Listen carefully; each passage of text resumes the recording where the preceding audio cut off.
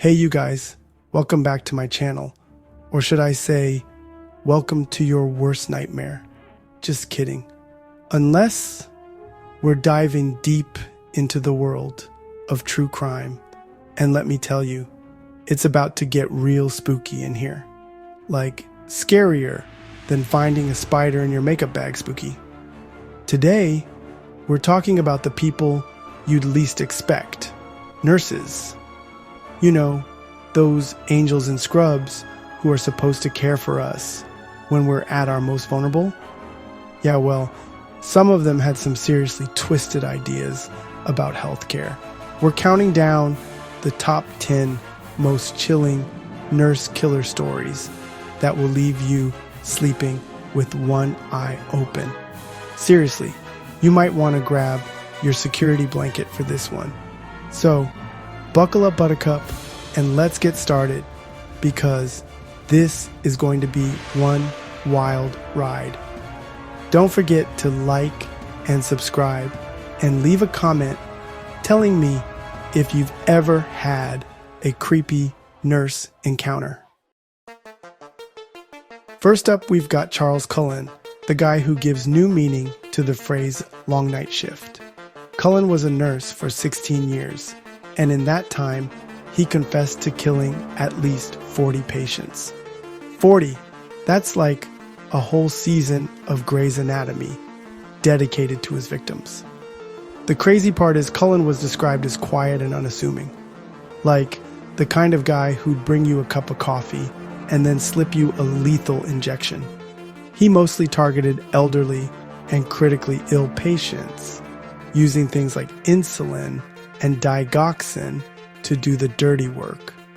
Cullen bounced around from hospital to hospital, leaving a trail of bodies in his wake. It wasn't until a brave co-worker got suspicious and teamed up with the police that his reign of terror finally came to an end. Now, you're probably wondering, what kind of monster does this? Well, Cullen claimed he was mercifully ending his victim's suffering. But let's be real, this dude was straight up playing God. He actually enjoyed the power trip, the feeling of control over life and death. It's enough to make your blood run cold, right? What's even more messed up is that experts believe Cullen's actual victim count could be as high as 400. Cullen eventually pleaded guilty to avoid the death penalty and is currently serving 11 consecutive life sentences. He's basically living out the rest of his days in a cage, which honestly seems too good for him. Okay, if you thought Charles Cullen was bad, just wait until you hear about Genene Jones.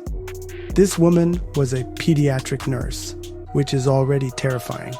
I mean, taking care of babies? That takes a special kind of patience, or in Jones's case, a special kind of evil. Jones worked in the pediatric intensive care unit of a Texas hospital during the 80s, and let's just say the infant mortality rate went way up during her shifts. Coincidence? I think not. Parents started noticing their perfectly healthy babies were suddenly dying under mysterious circumstances. See, Jones had this thing for injecting kids with dangerous drugs like muscle relaxants and heparin, causing them to have seizures, breathing problems, and, you guessed it, death. She was literally taking the lives of innocent babies. I need a moment after that one, you guys. So, how did Jones get away with it for so long? Well, hospitals were a little different back then. There wasn't as much oversight, and people were less likely to question a nurse, especially one who seemed so caring and attentive. But eventually, other nurses started noticing a pattern. Too many babies were dying on Jones's watch, and they were like, okay, something's not right here. They reported their suspicions, but it still took time for the truth to come out. It's a classic case of people not wanting to believe that someone, especially a nurse, could be capable of such horrific acts. But as we're learning today, sometimes the people we trust the most are the ones we should be most afraid of. Okay, so you guys know I love a good cup of tea, right? Well, this story takes place in England. So put the kettle on and let's dive into the horrifying case of Beverly Allitt, also known as the Angel of Death. Beverly Allitt was a seemingly ordinary nurse who harbored a dark secret. Working at Grantham and Kesteven Hospital, she became responsible for the care of numerous infants and young children. Little did they know, a sinister shadow lurked beneath her seemingly compassionate exterior. Over a period of 59 days in 1991, Allitt's ward became a place of inexplicable tragedy. 4 children died under her watch, and 9 others suffered life-altering injuries. The common denominator? Beverly Allitt. Authorities began to suspect that these weren't just unfortunate medical incidents. Allitt, it seemed, had been playing God with the lives of her tiny patients, leaving a trail of devastation in her wake. As investigators dug deeper, a chilling pattern emerged. Allitt's victims had all suffered unexplained episodes of cardiac arrest or respiratory failure. Seemed a little too coincidental, right? It turned out that Allitt was injecting her victims with large doses of insulin, causing their blood sugar to plummet to deadly levels. She craved the attention and sympathy that came with being present at these medical crises, a truly twisted desire. Allitt was eventually charged with 4 counts of murder, 11 counts of attempted murder, and 11 counts of causing grievous bodily harm. Girl, that's a lot of charges. During her trial, Allitt maintained her innocence, but the evidence against her was overwhelming. The jury saw through her act, and she was found guilty on all charges. Justice for those babies, finally. All right, murderinos, let's take a trip to the United States for this next case. We're headed to the Veterans Affairs Medical Center in Northampton, Massachusetts. Enter Kristen Gilbert, a nurse present at an alarming number of patient deaths. Whispers of Angel of Death began to circulate among the staff. Investigators discovered Gilbert injected victims with fatal doses of epinephrine. She craved the adrenaline rush of emergencies. Gilbert was found guilty of multiple murders and sentenced to life in prison. All right, you guys, this next case is a wild ride, so buckle up. We're talking about Richard Angelo, a nurse who poisoned his patients just to save them. Talk about a God complex, am I right? Angelo worked at Good Samaritan Hospital in Long Island, New York. He was an attention seeker, always wanting to be in the middle of the action. But his desire for attention took a deadly turn. Over several months in the 1980s, patients under Angelo's care experienced sudden medical emergencies. Angelo wasn't a medical psychic. He was causing these emergencies himself. He used a cocktail of drugs to send his victims into respiratory distress. Then he'd save the day, basking in praise. But his game couldn't last forever. Nurses noticed a pattern. Patients crashed only when Angelo was around. Missing vials of muscle relaxants pointed to Angelo. He was arrested and charged with multiple counts of attempted murder. Angelo confessed to poisoning over 30 patients, 2 of whom died. He was sentenced to life in prison. Good. I hope he reflects on the pain he inflicted. Chapter 7. 6. Donald Harvey. Even his name sounds creepy, right? This guy was nicknamed the Angel of Death. But trust me, there was nothing angelic about him. Harvey worked as a nurse's aide in hospitals, and over 17 years, he admitted to killing a shocking 87 people. Damn, dude. Can you even imagine? 87 lives. And those are just the ones he confessed to. The actual number could be even higher. He claimed his killing spree began in 1970, and he used a variety of methods like cyanide, arsenic, insulin, you name it. He even suffocated some of his victims with pillows.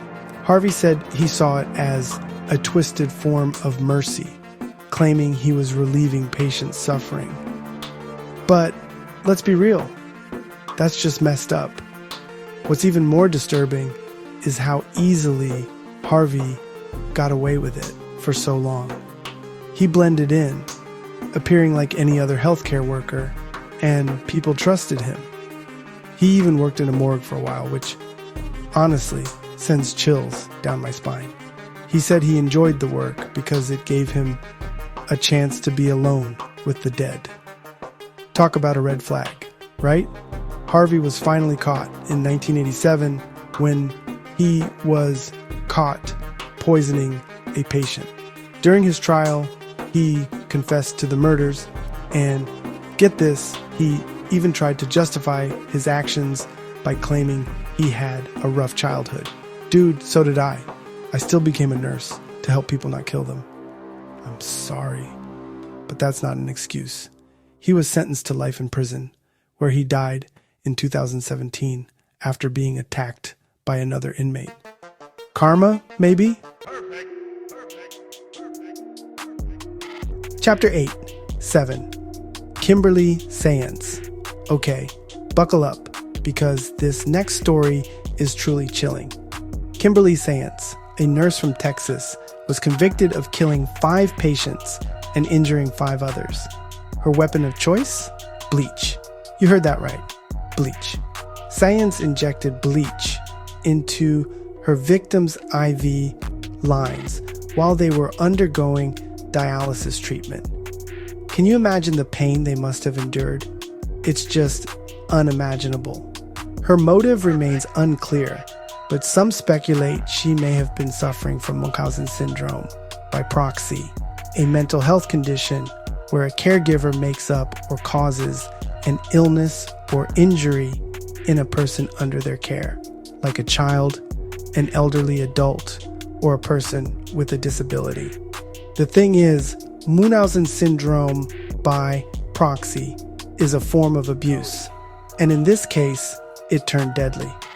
Sayance's crimes came to light when an unusually high number of patients at the dialysis clinic where she worked experienced cardiac emergencies. An investigation was launched, and suspicion quickly fell on Sayance. Evidence, including bleach residue found in the clinic and witness testimonies, linked her to the crimes. In 2012, Sayance was found guilty of murder and aggravated assault and sentenced to life in prison. Her case serves as a stark reminder that evil can lurk in the most unexpected places, even within the walls of a healthcare facility. It's a terrifying thought, right? Chapter 9. 8. Vicki Dawn Jackson. This next story takes us to the small town of Nocona, Texas. It's the kind of place where everyone knows everyone, making this case even more shocking. Vicki Dawn Jackson, a licensed vocational nurse, was convicted of killing at least 10 patients and suspected of killing as many as 20. Her weapon? A powerful muscle relaxant called mivacurium chloride, which is usually used during surgeries. Jackson injected her victims with lethal doses of the drug, causing respiratory failure and death. What's even more disturbing is that many of Jackson's victims were not even under her care. they were simply patients at the hospital where she worked.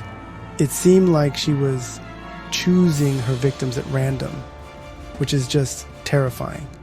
The investigation into Jackson's crimes began in 2000, when an unusually high number of deaths occurred at the Nocona General Hospital. Authorities noticed a pattern. The deaths all happened during Jackson's shifts, and they all involved mivacurium chloride. Jackson was arrested and charged with murder. During her trial, prosecutors argued that she was a serial killer who got a thrill out of killing. Who in the hell hired these people?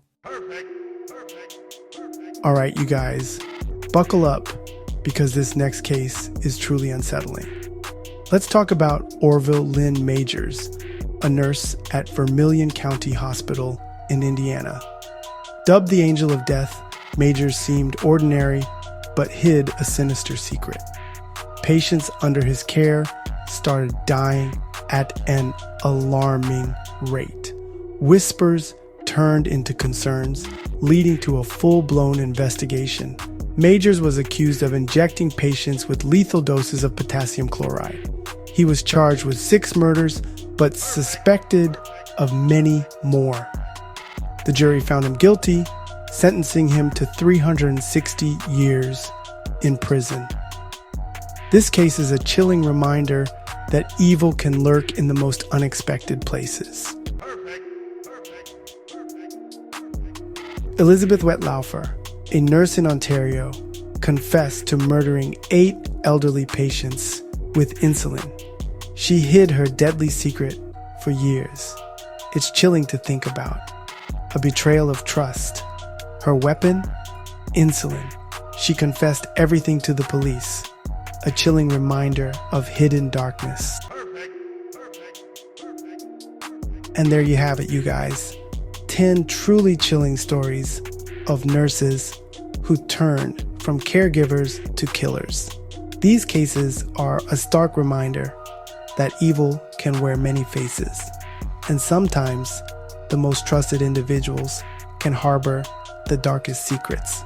It's a tough pill to swallow, I know, but it's crucial to remember that these cases are the exception, not the rule.